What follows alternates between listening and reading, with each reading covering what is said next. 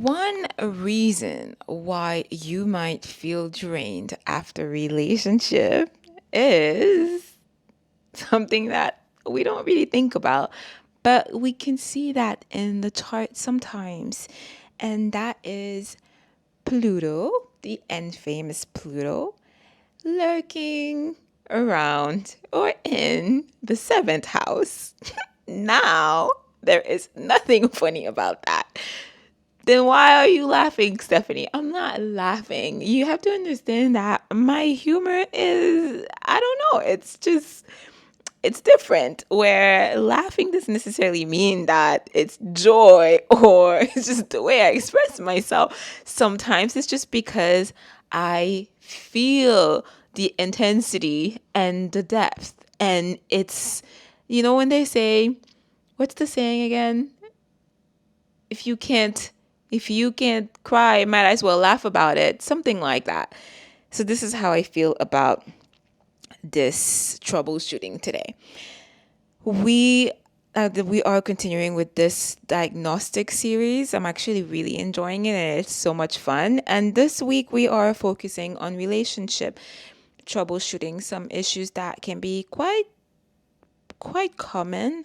And I just wanted to bring awareness on them because the point of this series, like I said before in previous episodes, is to show us how we can use astrology in a real tangible way beyond the Chinese cookie fortune cookie random messages, which is how I see the horoscopes in the newspaper.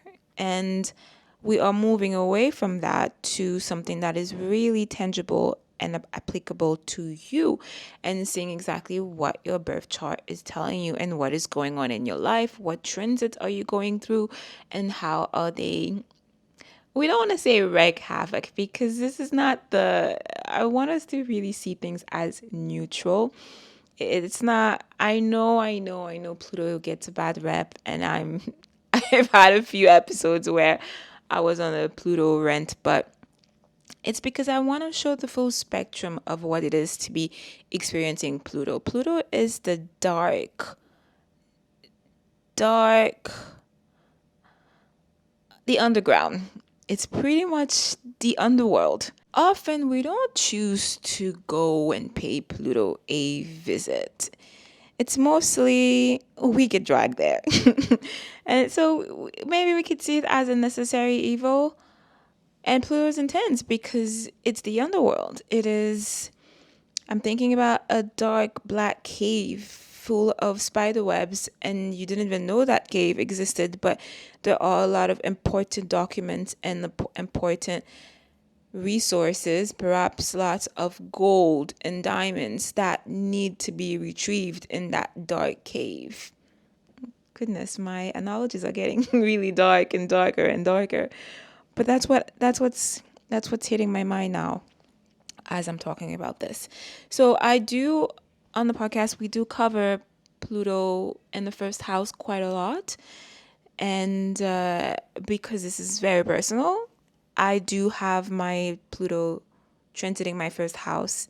Thank goodness we're almost done with that, and I'm pretty much at the last degree. Well, not so much anymore because Pluto is actually retrograding. But I still like to say that I am in my last degree of Pluto transiting.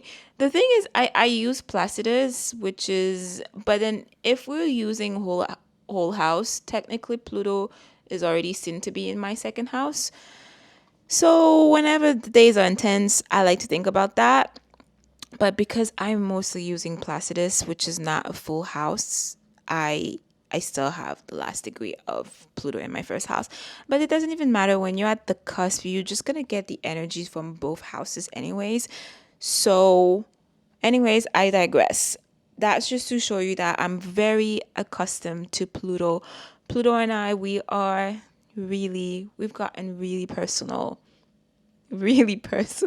I'm not at the point yet where I can say that Pluto is my bestie. I don't think I'll ever get there. But I understand Pluto more and more. I cannot even believe I'm saying that.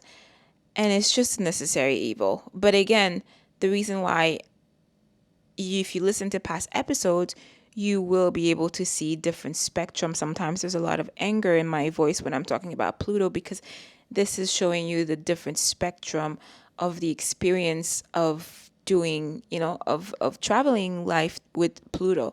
It's not always, you're not always going to be in that state where you can retrospect and be like, oh wow, well, in hindsight, it was the greatest thing that ever happened to me when Pluto came, started entering this aspect of my life and pretty much destroyed everything and burned everything down to the ground. It's not always gonna be like that beautiful speech, and then you can speak about Pluto from such a wise and beautiful space. Sometimes it is going to be from the anger, and I wanted to portray all of those different aspects. So, all this to say that yours truly has really been really personal with Pluto, because Pluto is traveling to different.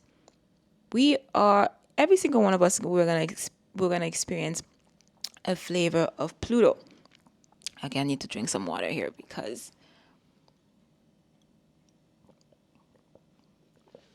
So we all experience a flavor of Pluto, right? Some people in their chart, by the way, this is the cue where I have to let you know that if you don't know where Pluto is transiting in your houses, it is time you know. I don't think this is luxury. I think this is a necessity. Consciousness and awareness is everything.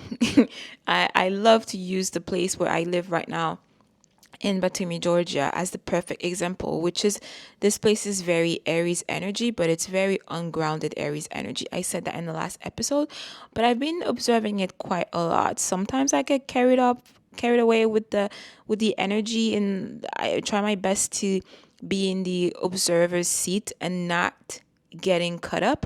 But again, it shows me every day I step outside, it shows me the importance of awareness, because these people that are going through their day very aggressive and very anxious, they're just on reactivity mode. And then we don't want to be in reactivity mode.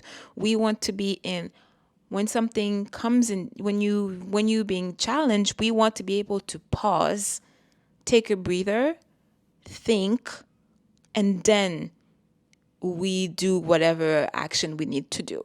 Because when you're reactive, you're not yourself. This is when I think we've all had those stories where we look back and we're like, oh my God, I did this. I can't believe I did that. What was I thinking about? Or, back in college days, in uni days, if you've ever gone clubbing or anything, or you've had a night where you drank too much or something like that, and you end up kissing that person that you didn't even like, all sorts of things that people do when they're in under the influence, and a lot of times the influence of alcohol, the influence of whatever other substance. Well, this is how I see anger, being under the influence of anger, and also moving through life without awareness. It's no different from being under the influence of a substance like alcohol. I know you're like, oh my God, Stephanie, this is like you reaching, but am I though? How is it any different? But think about it, right?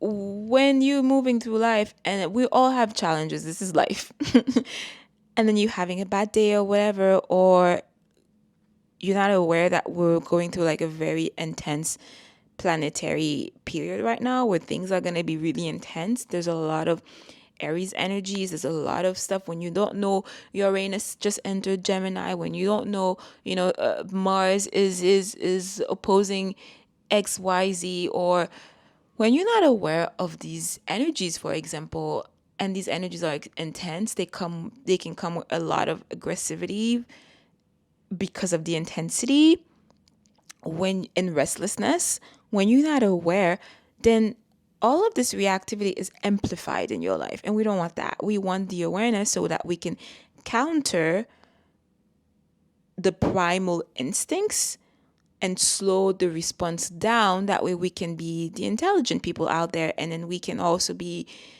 behave in ways that we don't end up regretting later. So, how is this related to why you feel drained after every relationship? I'm talking about all this because the reason why went on this tangent is because I want you to understand the importance of you knowing what's going on in your life, what's going on in your chart, and how Pluto is interacting with your life. And as usual, I always say in every session, you can book a session with me if you don't have a clue about what I'm talking about. We can go through over your chart, or honestly do yourself a favor. You need to know, be aware of these things, even if it's not me, it's another astrologer. As long as it's a competent astrologer, just you need to be aware of these things. That way you can move through life with maximum intention, which brings us to Pluto in your seventh house. If Pluto is in your seventh house is heavily related to relationship. Well, there is gonna be a lot of intensity and in that aspect of your life. That might be a reason why you feel drained after every relationship, or you're attracting weird things, or you feel like everything that's going on in your life is a test, or there can be a lot of energetic over involvement, like you overthinking, you feel like you're being tested all the time. And we're not even going to talk about Venus, because when you throw Venus in the mix, depending on whatever aspect it's doing, whatever dance it's doing with Pluto, then that can add another level of intensity. But all of these things are things that we look at when with my clients and stuff. One of the first things that I do when I'm doing a reading is locate Pluto. I know it sounds like someone that had so much trauma, but I want to know, because just locating Pluto, I can already get a feel of the type of themes and challenges that this person is going through their lives. Locating both the natal Pluto and also where is the current transiting Pluto is falling in their houses. On that note, my love, I just wanted to bring up this topic in our awareness. And as usual, all my links are down below. And I will see you in the next one. In the meantime, keep shining bright like a diamond. See you. Bye.